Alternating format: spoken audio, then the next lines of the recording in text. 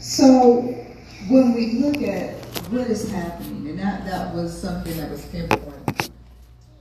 It was subtle. The three deaths: John F. Kennedy, Robert Kennedy, and Martin Luther King Jr. There is such an offensive attack against family. I'm saying family in general. Just family. I'm not going to even designate, we're not going to narrow it down just yet to Christian family. Because we already know there's a bullseye on our back. We recognize every time you get up, bullseye on your back. But in general, the concept of family is under siege. It's under siege. And until we recognize it, sometimes the quickest way to win a battle is to put the people who should be fighting to sleep. Because if you don't recognize that you're in a battle, you kicking it, you chilling, you cool like that. And then you are taken hostage. I mean, this is not rocket science. So I began to look at and talk about with my husband, just some of the various assassins that we can identify. And I know this is just a few because some of you have some in mind right now. In fact, at the end, we're going to pass out some of those cards. If we have any of those cards, it's right on the back. Any Rebecca, or we can get 3x5 cards, because I want you all to put down what have been some of the assassins assigned to your family. I want you, and even if you're going to put it on the card, get a piece of paper, something, write it down, because we want to collect it. I want to see them. We want to really deal with this. What are some of the assassins that have been assigned to your family? So we came up with a few. The first one I see that's a definite assignment is the redefining of God's plan. Have y'all noticed that? It's been so subtle, but now it's all on our front steps. It's in our homes. It's in our government. It's in our churches. It's in our schools. The redefining of God's plan for what? For what a man is. For what a woman is. For what family constitutes. I remember it's been close to almost 30 years. Well, maybe not that long. Maybe 26, so maybe 28 years. I remember going to a teacher's conference in Anaheim, California.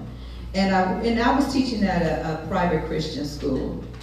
But they have teachers conference. So we went, and there was a doctor presenting. And he presented some information to the teachers. And he said, you know, there's an agenda out that has been put in motion. He told us this way back then. He said, there's an agenda out that's been put in motion by the homosexual community. And it was very clear. They said, we don't want you. You old. We want your babies. We want your children. And we, as teachers, we're like, what the heck does that mean? Well, what that meant was they were already introducing curriculum that would initiate kindergartners. Johnny has 2 daddies, Mary has 2 moms, and it was okay for everybody could be family, and this is what marriage looks like. It could be 2 men. This was over 28 years ago.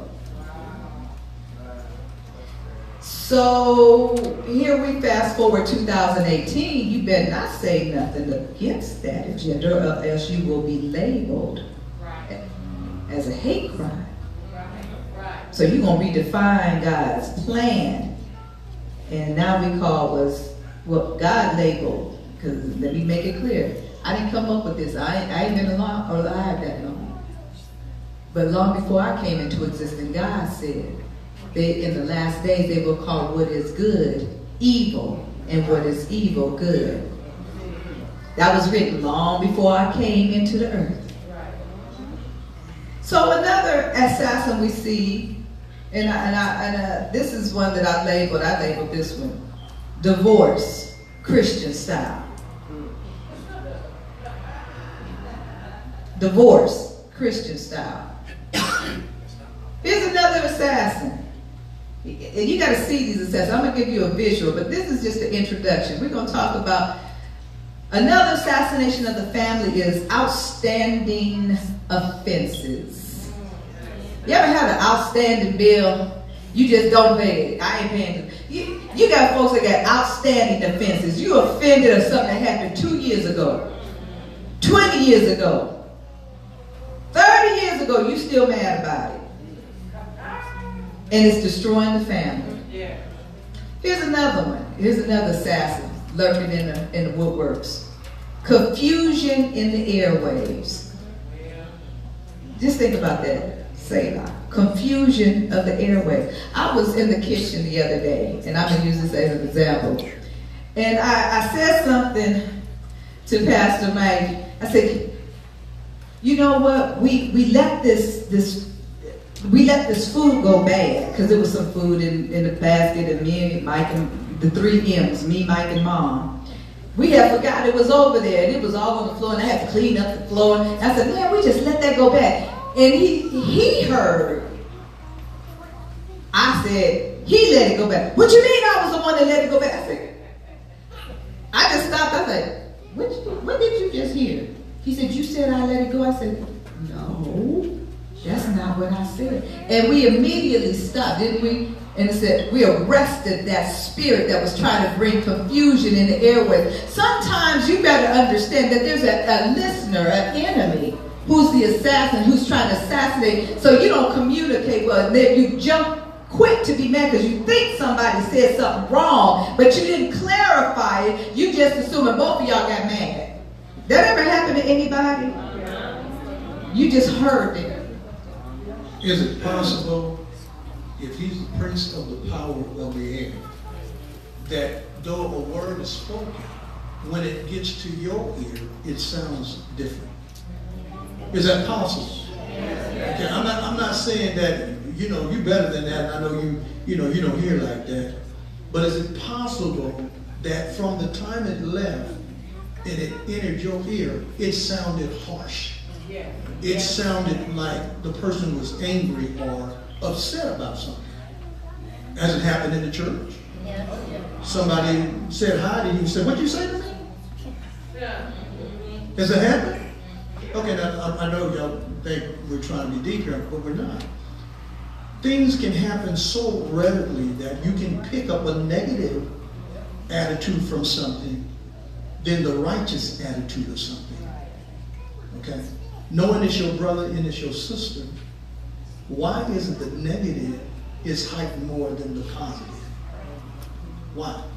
Now, I've been married 26 years to my wife, and we've talked many times, but when I heard her say it from the kitchen, it sounded like she was angry at me. And I was ready to put up my wall. Block that, you ain't coming at me like that. But at the same time, when she corrected it and said, wait a minute, brother, whoa, that's not the way I said it.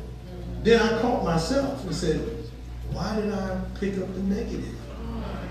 What was that? Can I tell you something? When you're watching news and all this negative stuff that goes on, do you know your spirit picks up that negativity? I know you ain't going to hear me, but it's the truth. Are you what you eat? You heard that statement? Then you are what you listen to. Did Jesus make the statement, be careful? Y'all know the verse? Y'all ain't saying it. Be careful. Be careful. Be careful. Because it's how we hear that determines the attitude. Hello? There can be no intent behind what somebody said, but by the time it reaches you, the imagination has taken it someplace it ain't even at. Are you hearing what I'm saying? When you're preparing for a fight, how many know you got to get your mind set? You got to get yourself set. You ever see a football player getting ready for football? They have to psych themselves up. They ain't thinking about them fans.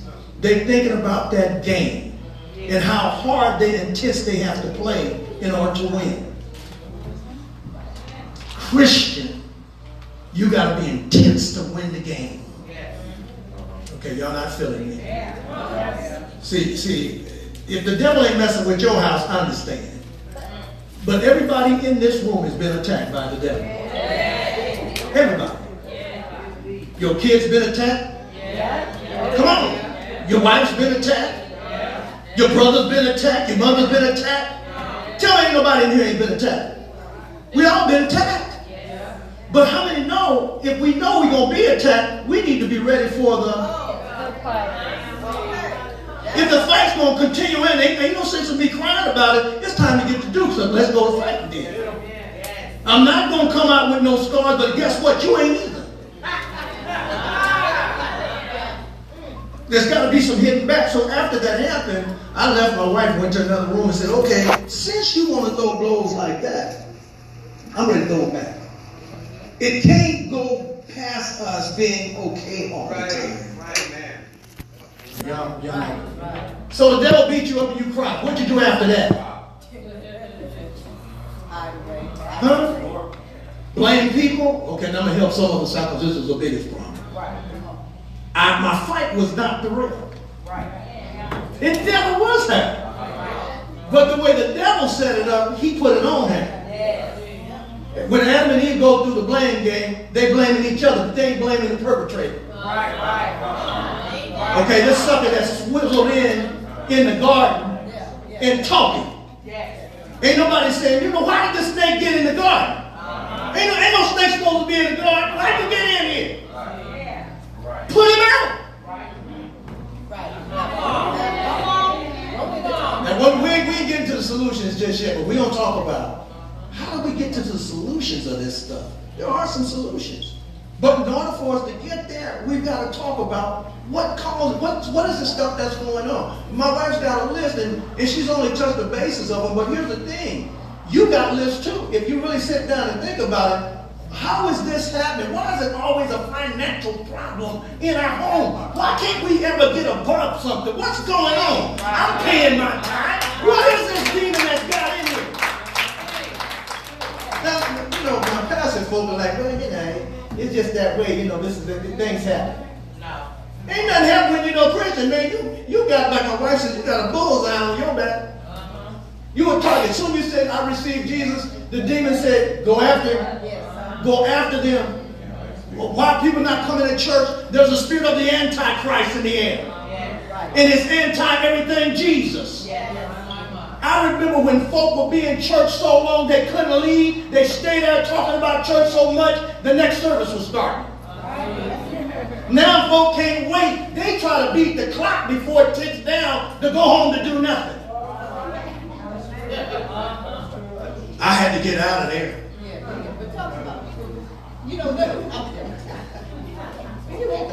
Okay. There was a season when we were youth pastors, and we would be teaching the young people, the youth, the Word of God. And we would go deep with it. We taught them just like we teach you.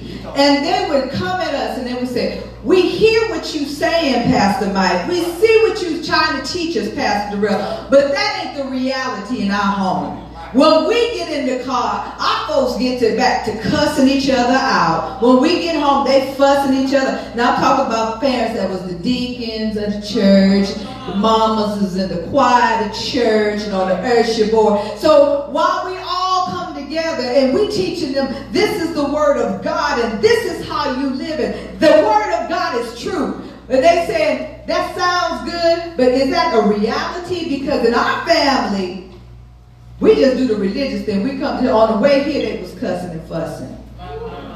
As soon as they got in, bless the Lord, oh my soul. After they left church, they back at it again. Well, what she's telling you is, one of you told us straight out. When we're coming to church, our parents are cussing each other out. Okay, and now, one of the parents is in the choir, the other's the deacon of the church. So now they're cussing each other out. When they get to church, they go to their roles. They go to their roles. She goes to the choir. He goes to the deacon spot, does his stuff. After service, they jump back into the car and they cuss each other out all the way home. I know that's not crazy, but this is what the kids told us, you know. And I'm looking at the rest, I said, that's just like, wow, man, I ain't gonna do it. But here's the thing, we don't think there's any consequences. That might. See, I can fake the stuff here in the church. I just ain't got to live it outside the church. And the kids watch us. The kids are watching us. I think Robert was teaching it this morning. He said, man, your son said to me, he said, man, I've been watching you. I've been looking at you, man. You know, you're a faithful man of God. You're faithful. Aaron was looking at him. Because all the talk don't mean nothing. What's the walk? Right.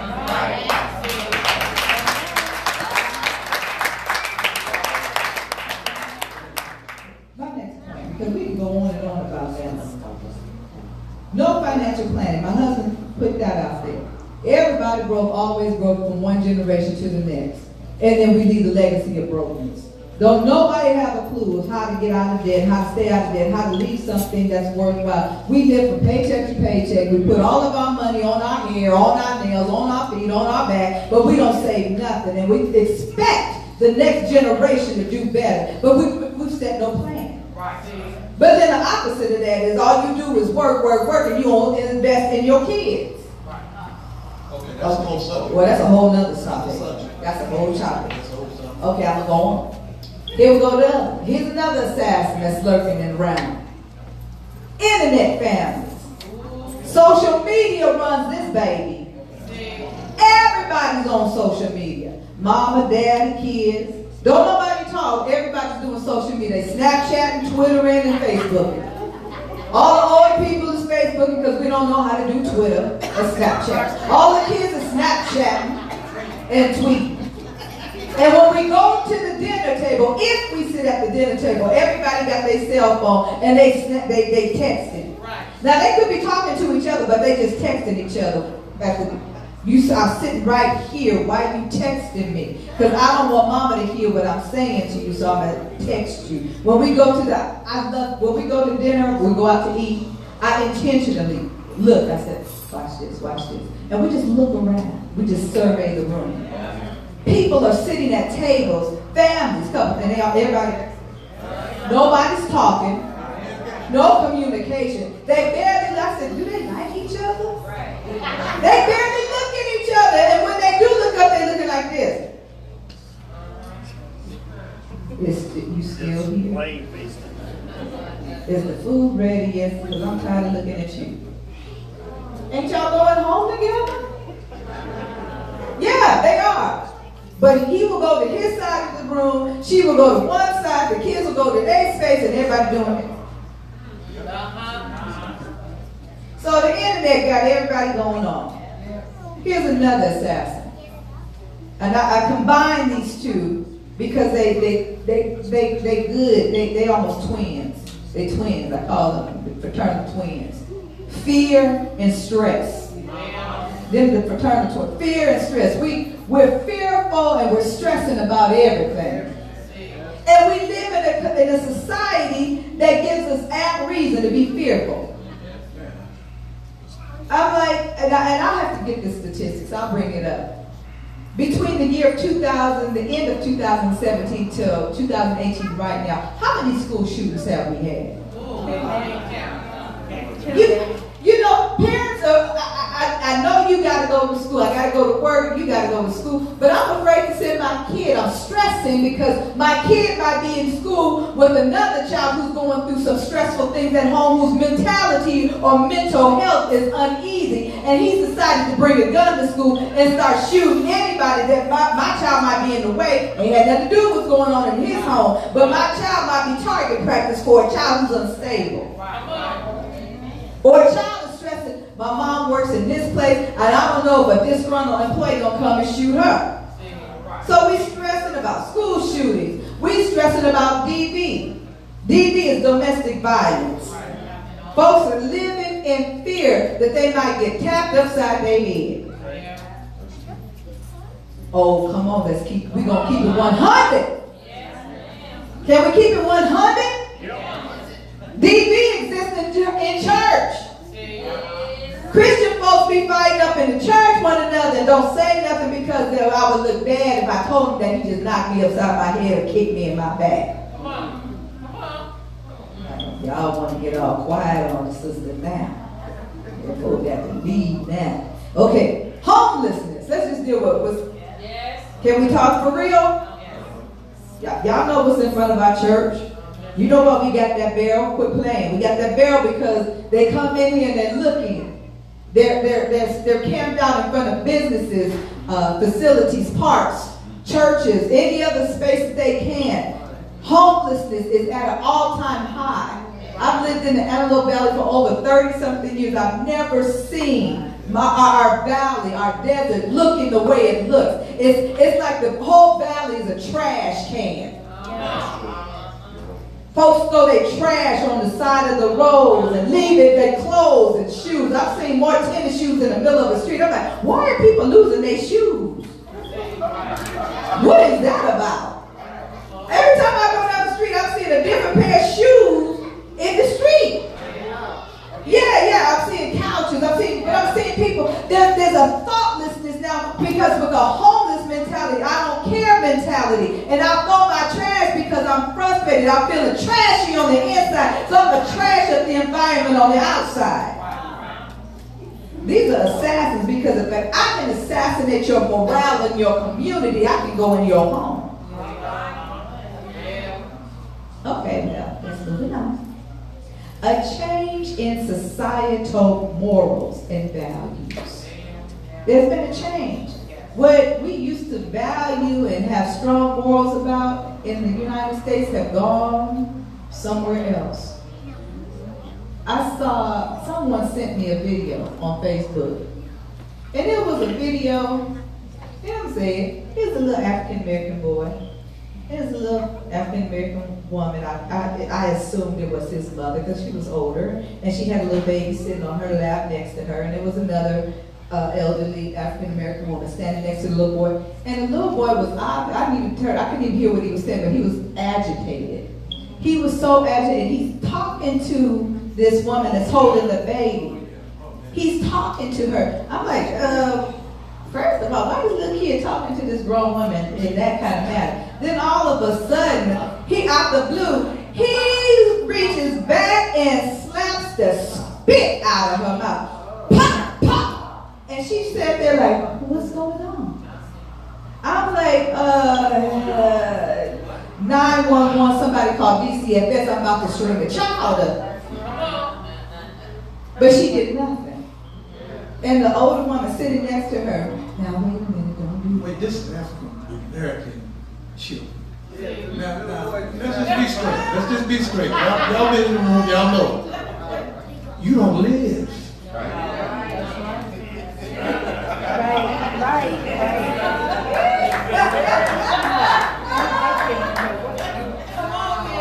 You ever heard this expression, I'll knock you in the middle next week? I'm like, how the heck you gonna hit somebody at home? They're gonna be up in a whole other week, man. I'm gonna reach for the phone. Reach for it.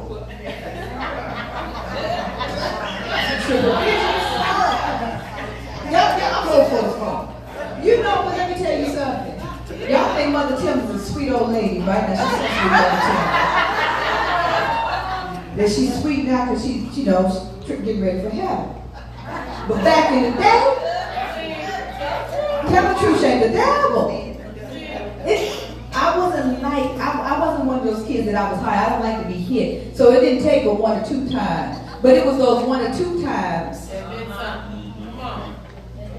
It got me where I am. Look at it. She does that fight. And I'm scared of you right now, mother. But yeah, you don't talk back to adults. And now we're in a generation where the millennials think it's okay because I have my truth and I need to speak up for myself and say, you ain't got no truth yet. You ain't lived for 5 years. What truth do you know? Like my grandson Abel would say, he told me one day we were driving down the street and we were just driving, in fact we were coming from church. And he was driving and he was feeling good. And he said, you know what, Dad? And I said, what is it, Abel? He says, I know everything. That put me back. I'm like, dang, I still ain't reached that point. How you did? I said, you do? He said, yeah. I said, did you know I was about to pull over and wear your butt out? He looked at me, no, I didn't know that. I said, but we're living where our morals and our values have changed. We've shifted. And you can see it in our families. We can see it. We can see it. We're going to go back to those. Okay. Here's another one. You say that because you came up with that. You know the verse that says, men will be lovers of pleasure and rather than lovers of God. I happened to be on, I think it was YouTube, and I put that in, lovers of themselves. And man, they had so many selfies going on. I said, now, you know, this is really wild. How folk are caught up in seeing themselves. How many times you got to look at you? I mean, it's gone beyond normality. It's just, it's crazy. Even on some of you church folks things. I'm like, are you for real? Come see my new picture. I saw your old picture.